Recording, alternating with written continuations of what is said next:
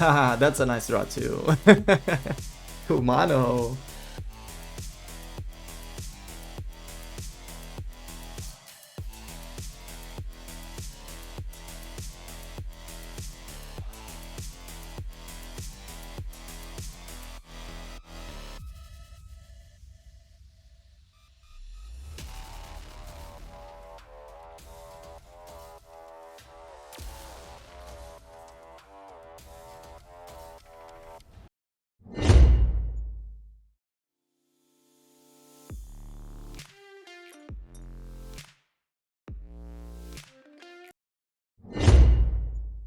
Hello everyone, and welcome to a new video. Today I'm going to show you the deck that I just got to Mythic with. So this deck is Rakdos Aggro. It's still kind of a mid-range Rakdos, but we're going more towards the aggro style. So we're playing 4 Kumano faces Kakkazan, which is not a card you really see in mid-range. And we are playing a whopping 10 2-drops with 3 power. So we run 4 Bloodtithe Harvesters, 3 Underdogs, and 3 Razorlash Transmogrant. So the reason we're doing this is because I used to be playing just regular mid-range. And what happened a lot of the times is our opponent resolves like a 2-drop Harvester, and then on turn 3 they play another Harvester, and somehow we just play our Fable. So we don't really resolve their creature, and then we just go back and forth in our mid-range fight, and they end up killing you with just their 2-drops. So by figuring this out, I thought to myself, why don't we just play like a bunch of 3-power 2-drops and win every single mid-range pile or match? And that's pretty much what I did. Like our win rate against Grixis is absolutely crazy. I think we went something like 12 or 13-1, just losing one single game against Grixis in one of those matches where Arena really doesn't let you win the game. And that was pretty much it. So we pretty much have Grixis super under control with this match. And the other matchups are okay. So we have at least 50% win rate against every single other good deck, like Mono Red and Mono White and Esper Legends. So I really like this deck. I think the fact that you can completely shut down Grixis for the Qualifier weekend is going to be amazing. So this is probably the deck I will play then. But yeah, so the other really spicy card we're playing is Archfiend of the Dross, the 6/6 for 4 with flying. This card is going to finish the game like super quickly. So the oil counter thing where it comes in with 4 oil counters and gets 1 less every turn, it doesn't matter. Like if you don't kill your opponent by then, you're doing something wrong, because the card can kill our opponent super fast. It even has an additional line of text that some people miss, which is whenever a creature an opponent control dies, they lose true life. So when you get this out and then you trade with your other creatures that you already had out by then, the opponent's still going to lose life. So this is going to be a really fast clock, and it's going to finish games out of nowhere, like super quickly.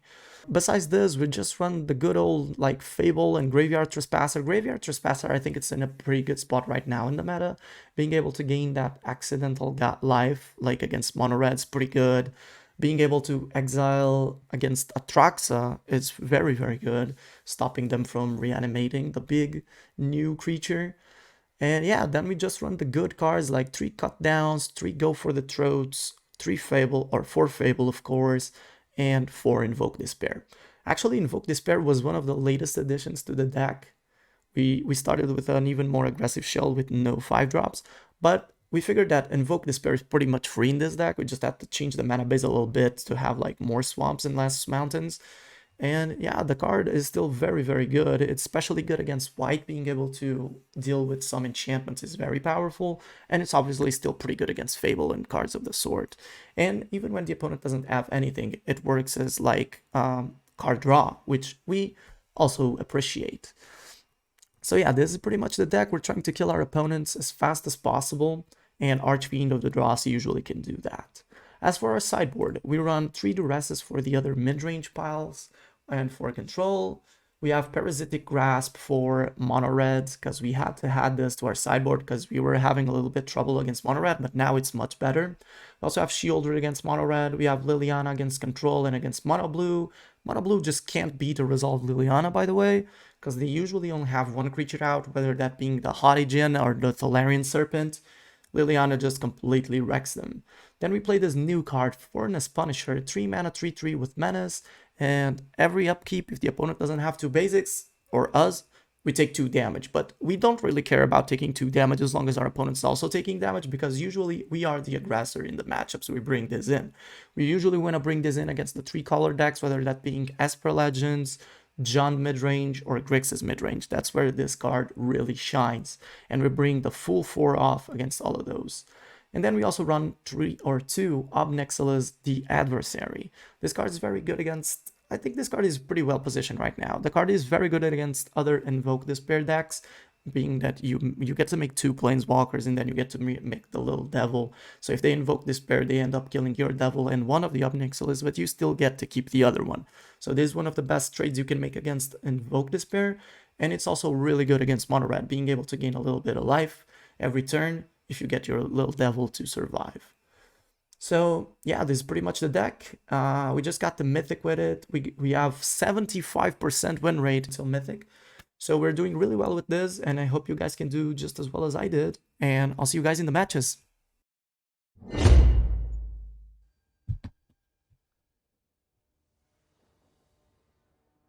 Okay, so we're playing against a fellow almost Mythic player. So we just have to assume they're going first. So they kept... I think we'll keep this too. It's not like super fast out of the gate, but it's gonna be pretty good against Gruul, I suppose. And actually we just get a Kumano, which is pretty decent.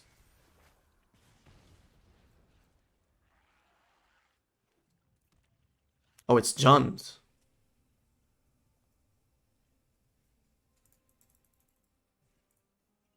Mr. Jundies with the Underdog. Okay.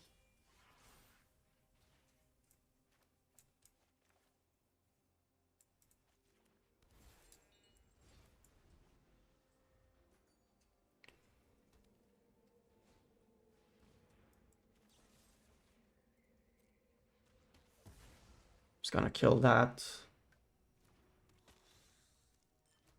Now we can attack with the Kumano. If they want to trade with their Harvester, we're fine with that. On the following turn, we would like to cast this Archfiend, hopefully.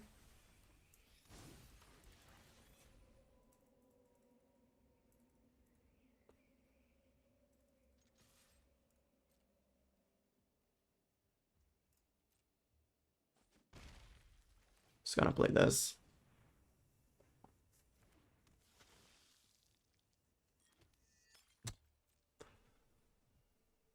So we play our own Harvester. Opponent's got Namata. Well, we gotta go for the throat that for sure.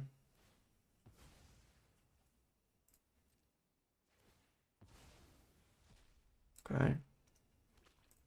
It's annoying, but fine.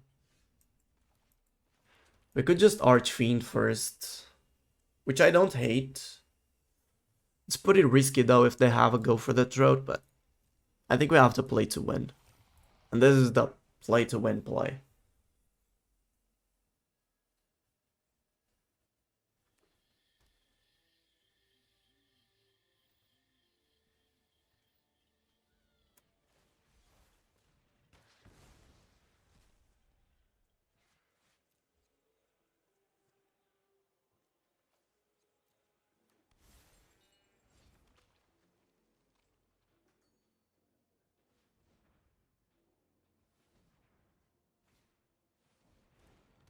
This is fine.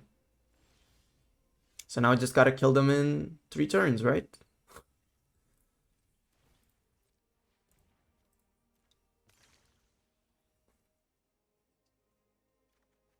That's good. I'm gonna give them the opportunity to actually block. Oh, they are going to block. Okay. The hell do they have? Oh. This is sort of fine. We can just... This was a board wipe. I mean, I love this.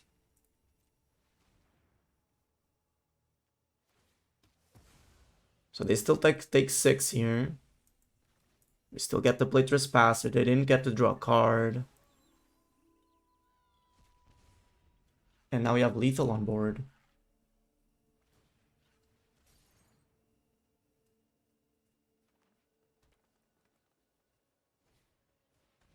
Underdoggies. Okay. So we can actually kill them here if we just attack. Because this is 7 and then that dies in, they take 2 more. So this is just straight up lethal.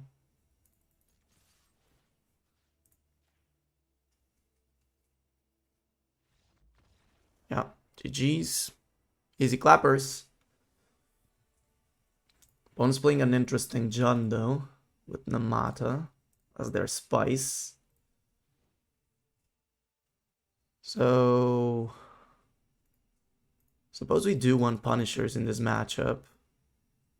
And I have to assume they're playing Invoke Despair, so Ob Nixilis are pretty good. Guess we still want some number of Duresses for Bankbusters and Fables and Invokes. I don't think we want Kumanos when we are on the draw.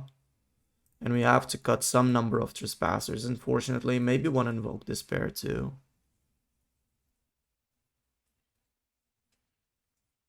I think I like this. I think the Punishers are pretty good. And obviously Archfiend. Well, Archfiend is Archfiend. The card is crazy. Just won us the game.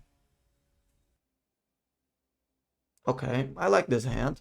We keep these. We have Harvester double Fable. It's pretty good.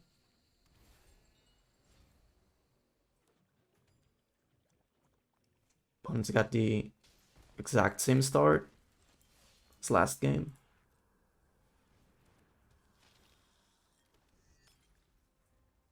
Let's see if they have Fable this time.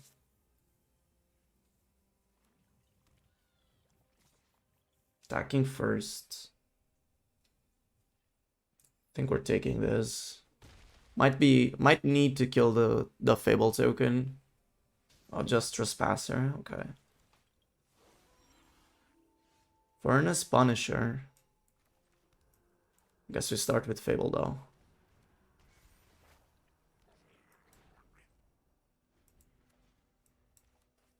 We would be interested in trading our Harvester for that Trespasser. If they would give us that choice. Shelly. Oh, that's good. Okay, so do we trade here as well is the question. I don't think so. I think we just trade this.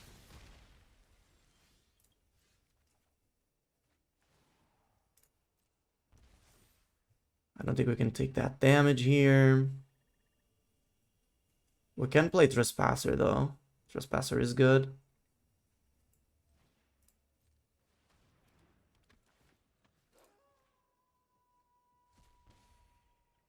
And now I just pass.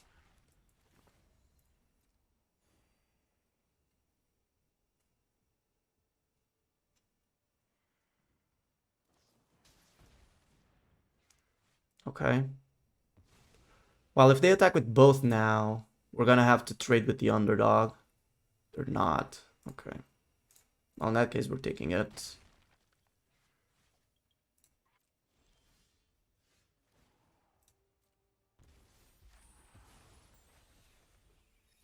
We're going to attack. Let's see if they trade. That would be perfect for our Invoke. I suppose they do have to play around Invoke, right? They can't block.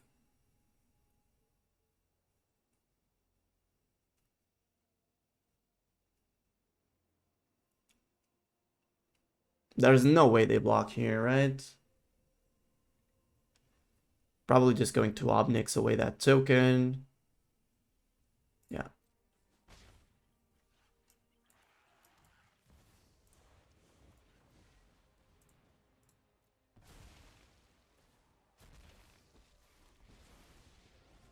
So now we get to make a little guy and gain some life back.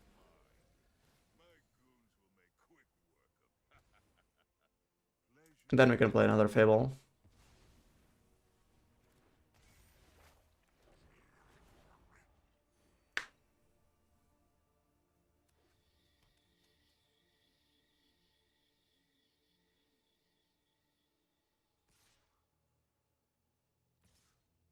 Interesting. Suppose we just block both.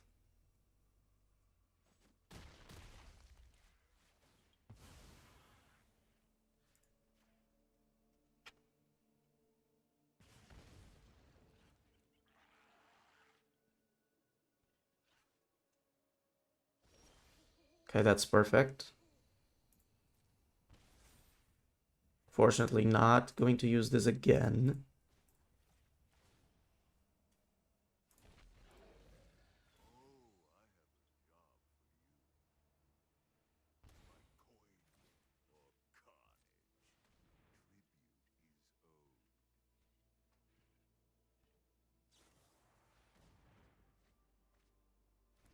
Brotherhood's End. That's very good for them.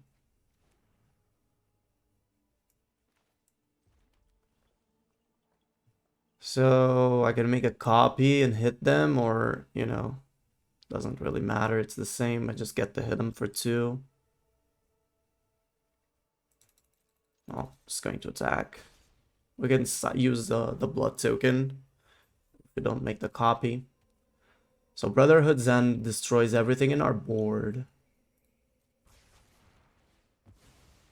We put them down to 4. Which means they're dead to 2 Punisher triggers.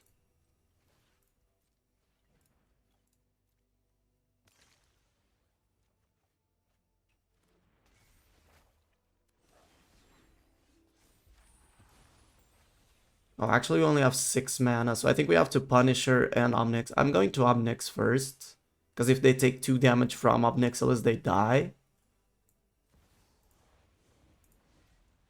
So I really like this.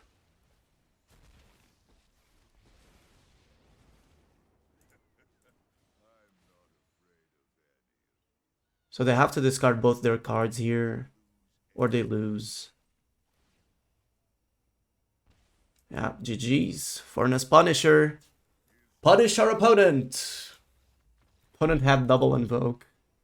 Oh no, we don't know that. We only know they had one. Never mind. I suppose if they discard 1 Invoke Despair, though, I have to assume they have 2, no? Or maybe it was a Sheoldred or something. Probably just an Invoke Despair.